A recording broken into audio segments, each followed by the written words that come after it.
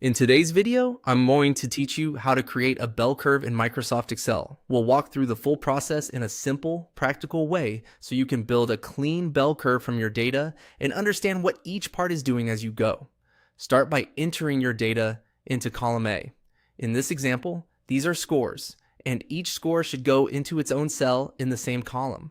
Keeping your data in a single column makes it easy for Excel to calculate the summary values we need for the curve. Next, calculate the average, also called the mean. Click an empty cell, such as C2, and type equals average, then open parentheses, A2 through A11, and close the parentheses. Press enter. This gives you the center point of your data, which is where the bell curve will peak. After that, calculate the standard deviation. Click cell C3 and type equals sdev.s, then open parentheses, A2 through A11, and close the parentheses. Press enter. The standard deviation tells Excel how spread out the data is. A smaller value creates a narrower curve, while a larger value creates a wider one. Now create your X values.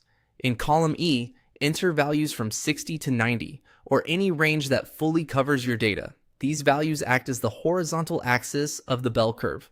It's important to choose a range broad enough to show the full shape of the distribution, not just the middle.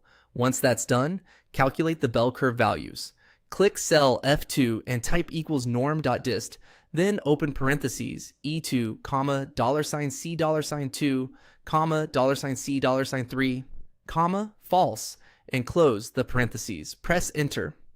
This formula uses each X value in column E along with the mean and standard deviation you calculated to generate the corresponding height of the curve. The dollar signs lock those reference cells in place, which is helpful when copying the formula.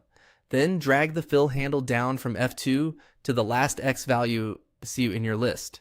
Excel will automatically calculate the rest of the curve values for you. Finally, create the bell curve chart. Select the data in columns E and F. Go to the Insert tab, choose Insert.